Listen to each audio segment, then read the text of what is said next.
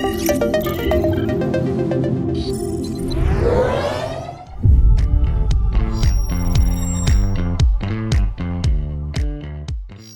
up, everybody? Welcome back to another episode of Bling Talks, sponsored by onceinsurance.com.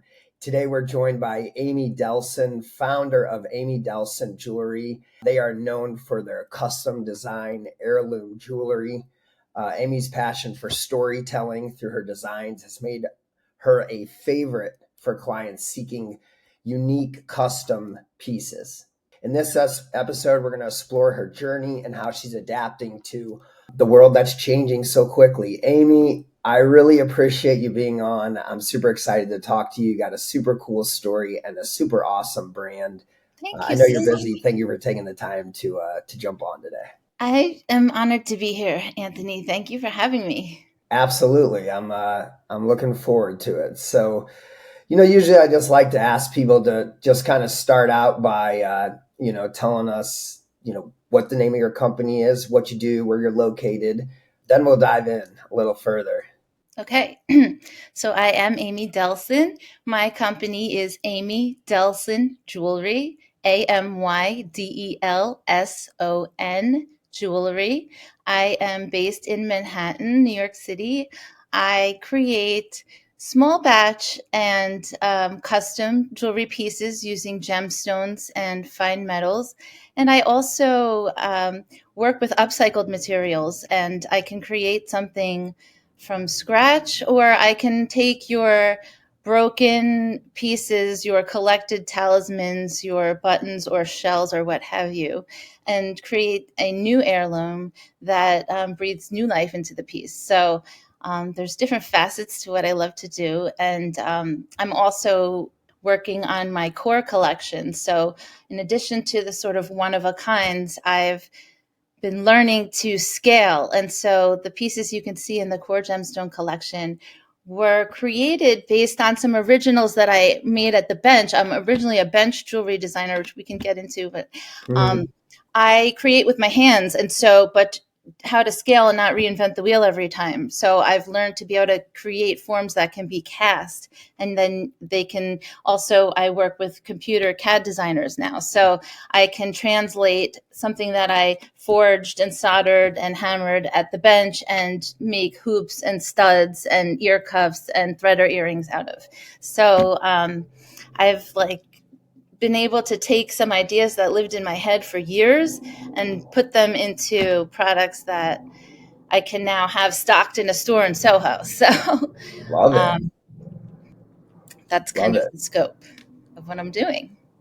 Yeah, it's interesting because I was wondering, how you do such a custom experience and then also scale that business. So right. Super excited to hear that you figured out a way to cast and scale it. Those are kind of things that we like. I was definitely going to ask you towards the end of the call, but you've addressed it already, and that's amazing. So most people didn't just jump into the seat that they're in. So, I read a little bit about you. I think you're a cyclist and used to be in theater and started in fashion and luxury marketing. Am I correct or wrong about any of that? It's like three truths and a lie. The one lie is that I'm a cyclist. I wouldn't call myself a cyclist. I'm an upcycler. I recycle. Maybe that's where you're. Okay. A master upcycler, I've been called, because this is a topic I connect with people on. A lot of women and men and your people in general will have items that mean something to them that they've collected and held on to. And it could be something broken that doesn't function at all. And it could just be something they hold in their hand when they want to focus or whatever. But they want to wear it as a talisman, and I can create a piece of jewelry out of that. Yeah, that's awesome. And is that majority of the business, or is it a good chunk? That is not, because that is not scalable. That is so custom and individualized, and it's something that something that sets me apart is that I'll work with someone, no matter the value. I like to work with diamonds and emeralds as much as I like to work with something that means something to you. It could be a piece of wood, you know what I mean? Like I can make that I can set that in a bezel on a cuff and make it, a beautiful piece of jewelry. But that's not how you scale. That could be something that maybe in the way future is what I'm doing all the time. But I think circling back to the process of my business and how it's grown over time, is I think what I love is connecting with people and having my jewelry on people and having them talking about themselves wearing the jewelry and how they connect with it. So in order to be able to bring that to a bigger audience, I have learned to create forms that can be scalable, that can be manufactured in an ethical way, where my originals are cast. So it's a mold is made, and then whether that's created from a physical form that I made with my hands, or it's created from a 3D print that came from an idea that I had that I translated to a computer designer. But those types of things are scalable. Those types of things I can have the mold live on 47th Street or 48th Street at the casters and make one when I need it. And then I can set whatever color gem in it, to suit the customer. Or I will try to make it available and photographed in 2 arrays, a warm palette and a cool palette. So like in the core collection, I have stones that are red, orange, and yellow, garnets and citrine palettes. And then I have an ombre of purple and amethyst, London, Swiss, and sky blue topaz. So those two kind of appeal to two sort of sensibilities, but then I can customize those pieces that I now have molds of to put, let's say they want tourmalines, I can do, pink and green. And, I'm at the point where I would love to be able to photograph, or at least have, artistic renders of all these ideas so that people can picture them, because people might not have the imagination to think, or they might not, be comfortable enough reaching out, which I hope after seeing this, they'll know. If they see something on my website, like, gee, I wonder if she made that in like all black or something. Maybe, yeah, I would do that for you, and, maybe some other designers wouldn't have access to the capability to be able to make that, on demand. But that's something that I like to be able to do for people. So then that gets the jewelry out onto more people that are feeling confident and wearing something that means something to them. And that's really what keeps me in it. That's what I want to do. And in order to do that, I need to scale. And that's translating my designs into, there's so many, these undulating forms that I created hammering at the bench. There's so many other shapes of earrings that, that like I have one that's in process now with like a stud here and then an underpiece that hangs. And I have a threader that I'm not wearing right now. You can see on my website. But another thing is to be able to offer it in different materials. So this A charm is something that I'm going to be offering on my website. I have the entire alphabet I carved in wax. Like a couple summers ago, when I'm a mom, and when my 2 sons were in sleepaway camp for the first time, and I had all this time to myself, I carved the entire alphabet out of wax. And then I've been able to have it translated into computer, and now I have basically I can generate these pendants in every. It's inspired by Art Nouveau. I like Art Deco and Art Nouveau. Being in Manhattan, a lot of the architecture and a lot of the creativity that inspires me comes out of that. And so this font I carved out of wax came from that. And for me to be able to now offer this in 14 karat gold, and I have a diamond in here, and I'm offering it with a lab diamond because we could talk about this and how that's impacting the industry, and people have varying thoughts about it. But my brand, where it sits right now, it's more of a fashion brand. It's more accessibly priced. It's more, I like to be able to combine high and low. Like that's part of my aesthetic. And I want to be able to offer high and low. Not that I have low, but in terms of someone's scale on the value, if you're working with sterling silver, there might be some jewelry enthusiasts out there that wouldn't consider, it's the same amount of effort to set a gem in a sterling silver, but it's beautiful. Now, yes, I can do it in white gold, but you can achieve this in a more affordable metal, like a sterling silver. And I'm jumping around, but I'm working on a men's design now that I've translated in. So this is in stainless steel, and it's very hard we can get into that, but I have basically the scalable possibilities are there. So it's the bandwidth in terms of being able to have all my irons in the fire and do this. I'm a one woman show still. I mean, something that I have had to do is surrender control of various things that I don't know how to do. So I have learned how to utilize WhatsApp, and I'll talk to someone in Nigeria to help me with my website, or I'm talking to somebody in Jaipur, India, to do some ethical manufacturing on a bigger scale, with a family owned factory over there. And I'd only worked, first of all, I'd started only making things myself by hand, and then I learned how to find people in the jewelry district who can help me with the finishing and the stone setting, and there are all the different techniques that someone who is a master jeweler who only sits and sets stones all day can pop those out, and do in a great quality, something that would take me a long, long time to do myself, and present that same quality. So in order to scale, And so that's actually, no, it's great, and really paints a little bit more of a picture as to how the business started, how the business is going, and where the business is heading, yes, and a few of the obstacles that may be in the way, which are usually just opportunities. So exactly. yeah, so it's all good stuff, and I take a little bit of notes while I do this to help out on some pointers and stuff at the end. So I'll leave those. But one question with you that I did want to ask was, what was the first piece of jewelry that you created, and does it still mean something to you? If you could just give me a minute or so on that, I'd love to hear I'll it. try to keep it to Yeah, Yes. you're So good. there's definitely a piece of jewelry that's like a seminal moment where I was like an aha moment for me. And it was this brass cuff that I made at the 92nd Street Y. I had been doing some beading and upcycling with chains and things that I figured out with pliers on my own. But I wanted to be able to use a torch and hammer metal and form it and do something more consequential. So I signed up for this cuff making class with a neighbor of mine. And I live on the Upper East Side. So the 92nd Street Y is an amazing resource. So I made this incredible cuff that was roll printed. It had this cool texture, and it was bold looking. And I took pictures of it. And then through networking, I found a fashion designer who wanted to use it. And he said, and by the way, I am having a fashion show at Ultra Fashion Week during New York Fashion Week, and it's in 2 weeks. And I have 9 models, and I want them to have 2 cuffs on, one on each wrist. And they're going to walk, so we need 18 cuffs. Can you do it? And I said, yes.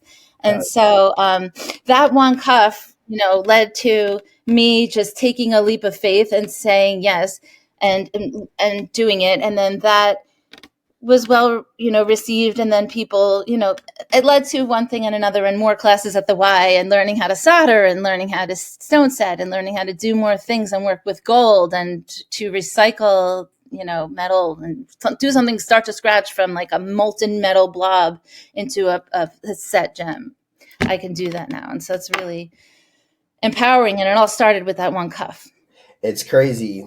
Sometimes there's just that one little breakthrough is all it takes, or one contact at at an event that you didn't see coming, and it opens up a bunch of doors. And that's where people who take action, go getters, people who aren't sitting on their hands, working through the fear or the doubt, tend to be rewarded. So that's just an amazing story, and great way to kick it off. Thank you. So one other thing I'd ask is, if you could restart your jewelry brand today, what's the first thing you would do differently? I don't think I'd have as much analysis paralysis in terms of, like, it took me forever to get a website up. And, I was like, oh, these people are going to see it. What are they going to think of me? Or I'm going to put this thing up and it's going to sell out, and people are going to think, well, she only has one thing. And what kind of business is that? And, I just would overthink and wait too long to just put stuff out there, and just, even, my thoughts about jewelry and my collages and just different creative inspiration, just put it out there because people are interested, and just jump on the technology sooner. I was kind of a late adapter to Facebook and all of that. I didn't join Facebook until I started my jewelry brand, which was not until 2012, which it was already around for a couple of years. And it was my jewelry brand that prompted me to get on it. But then technology has always helped me with my business. I just say, don't be afraid of it, and don't be, just jump on it and put yourself out there. And, I've added a blog to my website, and I don't always keep up with it and do it as often as I want to, but there are lots of thoughts and inspirations on there, and you never know who's going to go and see it. So I'd say don't, you know, hold yourself back by second guessing everything so much. I've learned to just take more risks now and just go for more opportunities, and it's led to more happiness for sure. Hell yeah. I love it. Yeah, the jewelers, they're not so tech friendly, but that era is kind of going away. Now it's the sons, the daughters, the up and comers. Not everyone had to grow up in the jewelry business to make it now by any means. I mean, I have talked to so many people who just got in the jewelry business 3 years ago. They built a e-com brand and they're off to the races, selling lab grown diamonds on a Shopify site, crushing it. I wish I was that, like, go to the race. I hope I'm an overnight success after the 10 years I've been toiling at this, but Yeah. um, I mean, I have to say, and I'm a Gen X, so technology, like the internet and that whole way of doing business, all of that came out after I graduated college. So imagine the world that I was trained to be professionally, which I had a whole other career prior to this, but it helped me be who I am. But the jewelers today, the technology is such an advantage, and I've learned to embrace it too, and it's only helped me. And I think it's incredible. It's not something to be afraid of. Yeah, it definitely, that's a very good mindset to have right now, especially. We are about to grow as a society 100 years in the next 36 months. As far as technology, you have AI, you have quantum computation, and they all kind of go together. So there's really no stopping it. So imagine being like the first person on Facebook or Google, but times 1,000 in power, time, money, and stress savings. So super excited because it seems like you're really not only just saying that, but actually walking the walk and doing the right things. And it's obviously, worked for you because you said more happiness. Thank you. And I think a lot of people confuse success with sales, growth, things of that nature. And one of the main reasons I really got into this was because a lot of the businesses I worked with and the businesses that I owned were all growing in massive growth. And the businesses were great, but I was struggling, and I don't think I'm alone here. I talk to so many business owners that are, doing well, but they're struggling to have time with the family or to go to the gym every day and things like that. So everything, is structured around, hey, first of all, we need more time because time is way more valuable than money. If it did, some amount of money could buy back time. And we haven't figured that out yet. Not there yet. Yeah, but could be there soon. Another conversation. The second one is money, and the third is less stress. Mhm. And AI and technology allow those things. So it's a really good segue into the next question. Is have you explored AI or automation or anything on the sales and marketing side in that regard? I have a little bit. I've dabbled with it a little bit, for inspiration with copywriting, for newsletter, email, writing, or a post, or a blog, whether it be on social media or blog posts, the writing. I mean, I'm a writer, but there's, writer's block will just really give you analysis paralysis, and sometimes dumping an idea and then having it shot back at you and then having you take another stab at it is like an interaction that you need to jump your idea and form it better. So I've definitely played with it in terms of copywriting, also like product page descriptions and things like that. I haven't been like, do my whole thing for me, go.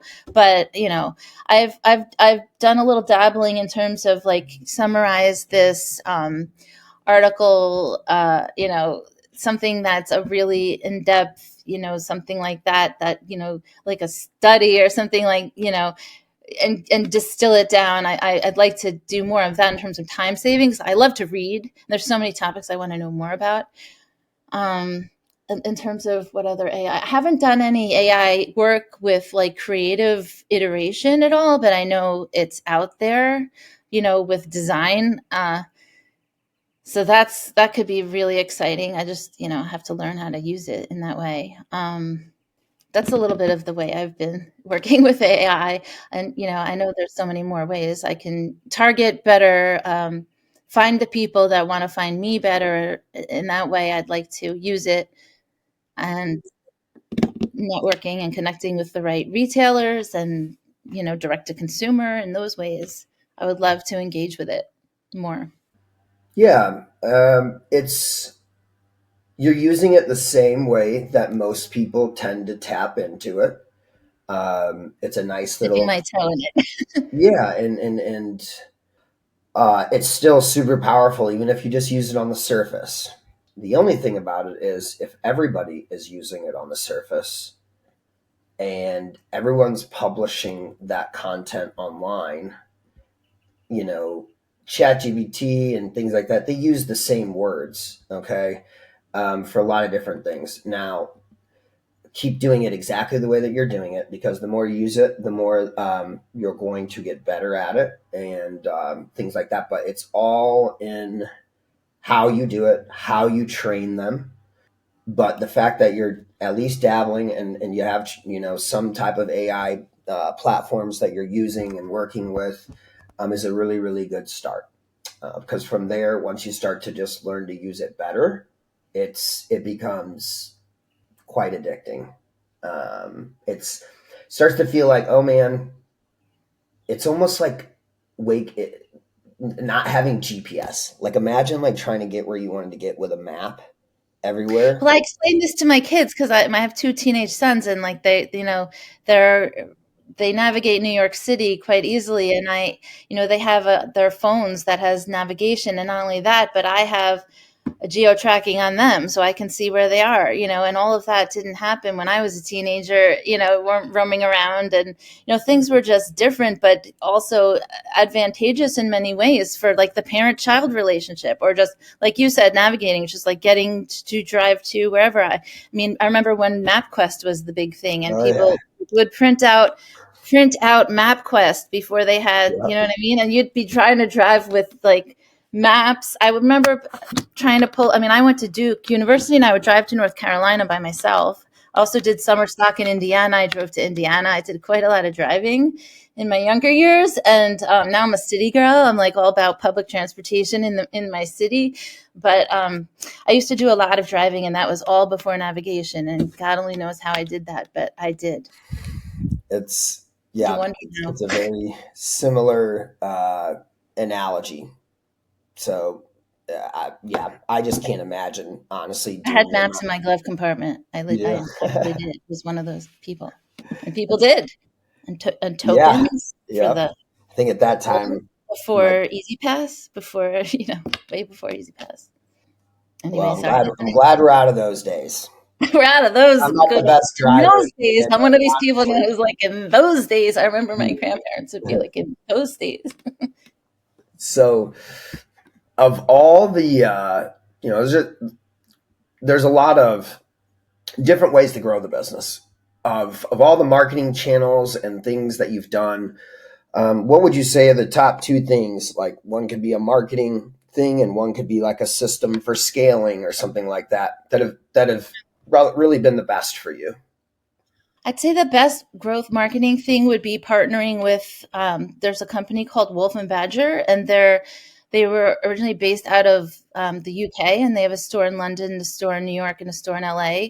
And it's a platform where you can be on their website, and then you can also show in their store, do pop-ups, and you can be in any of the 3 locations. And I've been exposed internationally through them because they have the budget to do the type of ads where if you're on Google doing a search, but you've been on their site looking at earrings, and then like it'll serve you my earrings. Like it has served me my own jewelry because I've checked on how it looks for an outside person, and it's just interesting. And so I started getting my first international sales through them, and then that helped me believe more in myself, which then generated more excitement around what I was doing. And so that was like a business practice, a technology. I'd say it's a technology because they have the ad budget to leverage targeting the right customers. And then it's a international platform where like they made it very easy for me to ship internationally and do all of these things and reach an audience in Ireland and different parts of England. And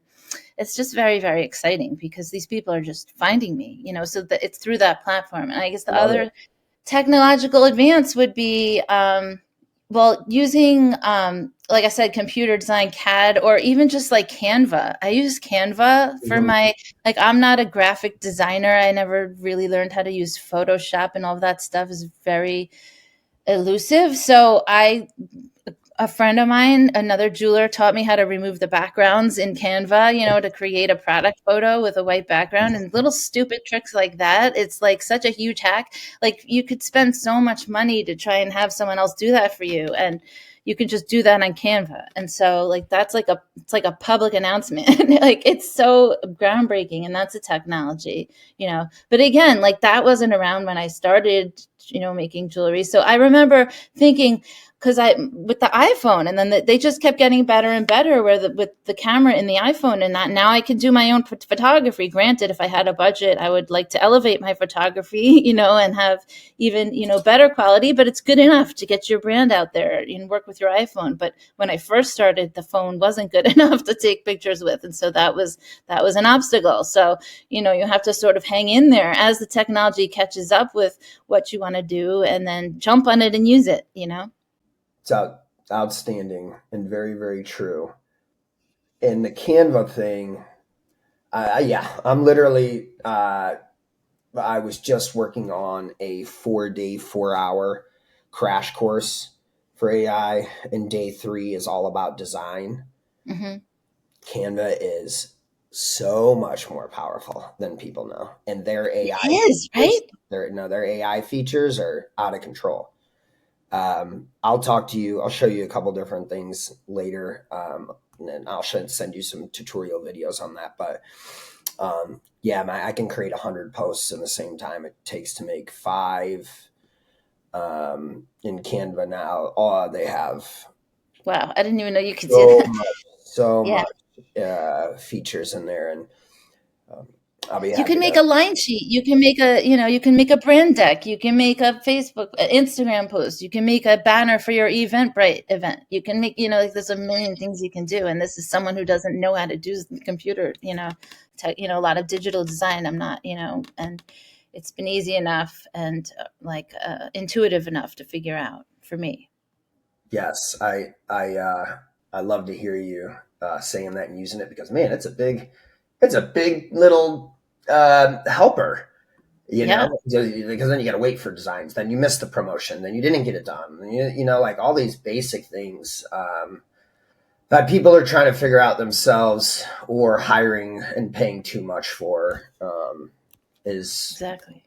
the name of the Yeah, I've game. gotten over the like I'm not a business, like telling you someone who's in jewelry who might not be as much of a business person. You have to get, you can get over that by just like opening up to learning of these little hacks and then just doing it yourself. You have to step up and do it yourself. A lot of these things. You're not going to be able to hire someone else, and you're not going to have time to find someone else, and you're just going to have to step in and learn how to do it.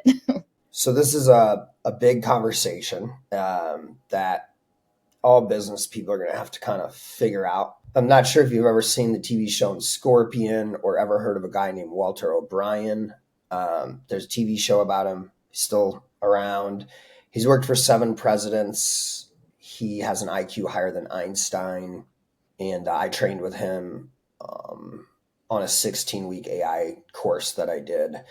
And he, at one point, he said a lot of creepy things, way more crazy things than I'm gonna tell you right now. But he said, yeah, in the future, well, the first thing they told you is it's no longer CEO, COO, CMO, all these different, and then a bunch of employees. It's chief executive human, and then there's three so managers, and those managers manage AI bots. Wow. Okay, and that's how it'll work. There'll be AI agents. Further, he also said these words. He said, "Rich people will have robots that work for them, and poor people will work for those robots." At one point, What will that do mentally to these people? That'll screw things up royally, I think. yeah, it's going to be it. Well, That's not a healthy there's dynamic. yeah, there's going to be mass displacement. Just think about it. What happens when all of our soldiers come home because we don't need human lives to be wasted anymore. So, Have you seen the movie Wall-E? uh, I think I've seen it a long time ago. It's like The about a Disney cute movie about robot. like this little robot, and he stacks up all the trash in little cubes, and then they have, by and large, it's the super, and everyone's like evacuating Earth to go on this huge hover ship that's, I don't, anyway, it's kind of an oblique future in that movie, but then there's hope at the end because then they learn how to regenerate life on Earth. But these way into the future scenarios are, you know, they can be scary if I like to look at them with optimism, let's put it that way. Yeah, absolutely. I And think the human spirit will, keep things on the up and up at the end of the day, I'm hoping. yeah, just like any technology, it has to be governed. It has to be semi, controlled. And there's always going to be people who are using things for good and bad. That's all there is to it. But Exactly. what we can do is learn and be leaders in that space and understand it and know how to use it better than others. And that being said, I'll ask you, one question. If there was one part of the business that you'd like to automate right now, it could be like, hey, I still do my calendars, bookings automatic or manually, or I would like to automatically follow up with certain people or automatically send out social media posts every month or something that you'd like to automate. Just one thing. I would like to automate the face-to-face interactions that I have with people on chance as I'm a walking billboard for my jewelry. But that's something you can't automate. That's just being you. Although I can say maybe being on a podcast, and that's a way to, in some ways, like automate myself, because then this message will be reproduced and replayed, and you know what I mean. So that's something that. I don't know, like you said, there's a lot of things that you presently can do to automate. It's just a matter of knowing the technology or having the budget to employ it. You know what I mean? I could automate making more and more pieces and, getting them. I would like to automate the outreach, I guess it would take to connect with more retailers and more people one on one to just connect, you know what I mean? And have that, find the people that want to find me, you know what I mean? Yes. Okay. So all of that's pretty much actually doable. Possible right now. Let's go. All of it's pretty much doable. All right, and sales meetings with partners. Yeah. Okay. Well, let me ask you a question. Do people just buy on the website or do they come in? Tell me a little bit about how does the sale usually happen? There's an expression, and it's true, the sale is in the DMs.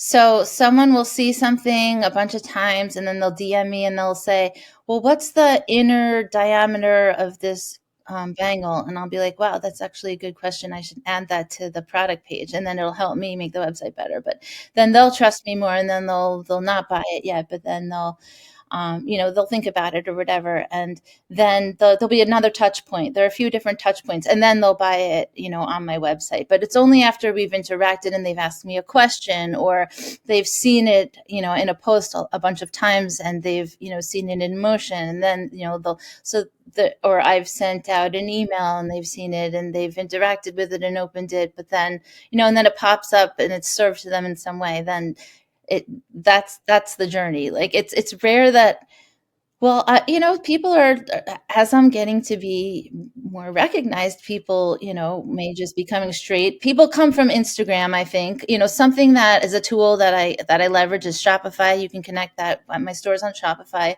and you can connect that with, the social media, so that when I make a post, you can shop the post. So some people don't know that, but a lot of my posts, you can tap it and then the product is there, and then you can directly buy it straight into there. So that's like a channel that, people come through. But mostly it's organic and word of mouth. Like people will say that, someone was wearing this and I saw it and I asked them about it, and then that's how I found you. Or I literally recently had someone come in from Australia to the store in Soho in Wolf and Badger that's carrying my jewelry, and they said they saw it on the website and they came in from Australia on vacation and they wanted to buy it for their wife, and like they had just gotten out of stock of it, but because I'm in Manhattan, I'm right there, I was able to take it over. And I'm like, someone came in from Australia having seen my cuff on this Wolf and Badger, and they can't, it's just, That's awesome. anyway. Yeah. That's awesome. That's awesome. Well, those are all really good things that you just said right there. And it's really good to, sometimes we don't ask ourselves that question. I don't think most people do. So sometimes just asking that question kind of helps you identify some of the areas that you can be growing and automating and scaling in. Mm-hmm. Everything you mentioned here is, there's a couple really good opportunities there for you. So a couple of the ones that may be foreign but can probably be done is, you could probably do inventory rendering. So you can create a bunch of different inventory on the site without having to pay for it to be made, and then you could do made to order. So they can pre-order. Yes. So I'm exploring that right now, but I can definitely explore it with you. I have some connections that I've made through some networking that I've done that. Yes, but I would love to talk to you about that. Let's connect. Separate call. Anybody in the game that's doing Yes. something, we Yeah, are we can we do are this open together. I to would love to work partnering with with them. And if they have a really good solution, we're open to integrating them, certain partners, into Jewelry Box AI as well. So so they may be on that side of it. We're gonna definitely be more on the be able to help more on a lot of the other things you had mentioned. Well, I'll give you some tips right after the podcast on that stuff. But this has just been great so far, Amy. I think you're amazing. I think Thank you. really have earned the seat that you're sitting in. Seems like you're headed in the direction you're headed in. You have the right tools. You have a good vision. And now it's just a matter of, just locking it in and continuing to grow on what you've got going on. And I learned a lot of cool stuff on this podcast as well. Thank you. And so I guess I'd last question I'll ask you, and I'll let you get back to doing what you do.